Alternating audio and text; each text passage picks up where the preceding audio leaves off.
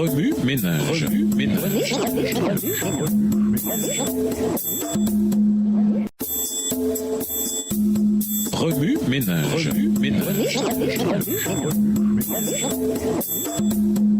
Bienvenue dans votre émission Remue ménage. Voilà, Jésus est le livre de l'Apocalypse.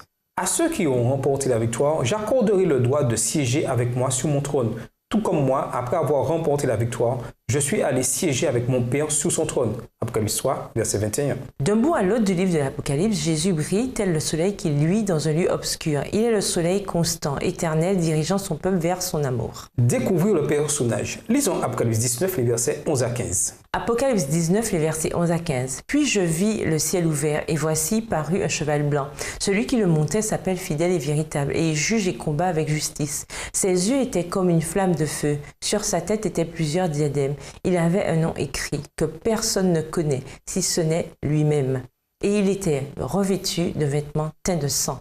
Son nom est la parole de Dieu. Les armées qui sont dans le ciel le suivaient sur des chevaux blancs, revêtus de fêlets blancs purs. De sa bouche sortait une épée aiguë pour frapper les nations.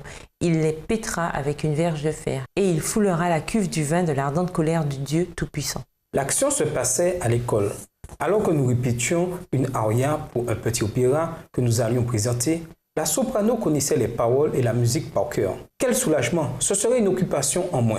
Une chose, par contre, manquait, le personnage. Tu vois, à cette état, la femme subitement passait de la détermination à rester loyale envers l'homme qu'elle aime à une douloureuse inquiétude. Sera-t-il loyal envers elle, lui aussi? Ai-je souligné. À vrai dire, je n'avais pas vraiment fait attention au texte, m'a répondu la soprano. Après avoir imaginé et appliqué les changements qui s'imposaient à ce personnage, je me suis rendu compte de quelque chose. Quand j'étais plus jeune, j'éprouvais toujours un peu d'appréhension dès que je pensais à l'Apocalypse. Et chaque fois qu'un pasteur ou un membre d'église prêchait un sermon sur ce livre, le culte ressemblait davantage à un film d'horreur qu'à quoi que ce soit ressemblant à l'agneau de Dieu. Même le titre du livre, Apocalypsis en espagnol, ajoutait à l'atmosphère sinistre. Je ne percevais aucune lueur d'espoir pour la fin des temps. Et aujourd'hui, il se peut même que cette fameuse peur me fasse encore garder mes distances. Parce qu'inconsciemment, j'oublie que le personnage principal de l'Apocalypse, c'est Jésus. Dès le début, il nous est dit que ce livre contient la révélation que Jésus-Christ a reçue. Dieu la lui a donnée pour qu'il montre à ses serviteurs ce qui doit arriver bientôt. Apocalypse 1, verset 1.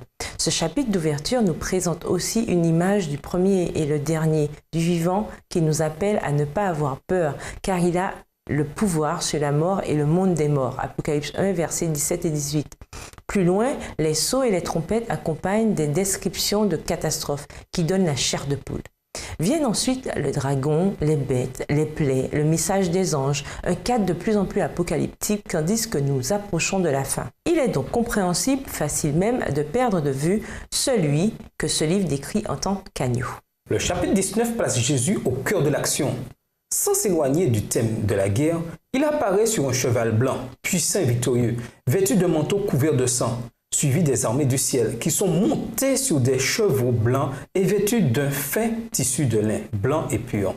Sur son manteau est inscrit le nom suivant, Roi des rois et Seigneur des seigneurs, Apocalypse 19, les versets 11 à 16. S'il m'est impossible d'embellir les images terrifiantes de l'Apocalypse, en revanche, je peux placer Jésus devant elle et au centre. Tandis que nous nous préparons pour la fin des temps, nous faisons bien de nous pencher sur le livre de l'Apocalypse. Mais nous devons aller plus loin et nous focaliser sur Jésus. Les paroles et la musique d'une pièce musicale revêtent une signification toute nouvelle lorsqu'elles sont vues à travers un personnage défini. De même, ce n'est que si Jésus est notre personnage principal que nous comprendrons correctement l'Apocalypse de Jésus-Christ. Au revoir. Et à demain si je veux. Remue ménage. Remue ménage.